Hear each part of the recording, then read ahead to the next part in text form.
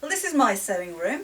I like to sit in the window because I like to have a nice view, and of course the light's really important when you're sewing as well. So that's where I keep my sewing machine. This is where I keep my mate. This is Alfie. He's with me all the time. And at the back of here I've got a pin board with ideas and inspiration and cutting from magazines and colours and things like that. On my cutting table at the back I've got the biggest cutting mat that I could find, rotor cutter and rulers, and I use those for practically everything. My overlocker sits there with ribbons around it, my fabric's here, so I get through a lot of fabric, I've got loads of fabric.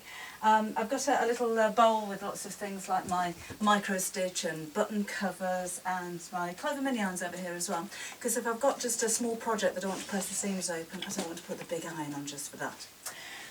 What else is over here? Oh, my fabrics. I've got my new fabrics in bolts at the back, and then the fabrics that I've started to use, all my scraps, are in the baskets at the bottom. And they look very neat at the moment, but they're not normally like that.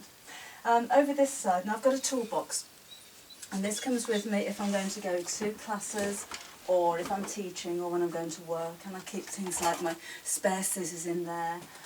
Lots of different colours, threads, tape measures, feet for my sewing machine, bobbins, zips, buttons, you name it, that's my first aid kit, if you like. And then I've got a whole set of shelves over here, which I try to organise myself with. So I've got my overlooking section with my overlooking threads, then I've got embroidery threads in the middle here, lots of ribbons, zips, boxes of things for felting, pens, pro markers, pencils, ribbons, buttons, adhesives, sticky tapes, glues, more felting things. Down here are patterns and bits and bobs of projects that I've started that haven't quite finished. These are all spare ribbons. Oh, bobbins again. Get through lots and lots of threads. I've got lots and lots of spools of thread. That's my slice machine. And underneath there I have books, which again is lots of inspiration.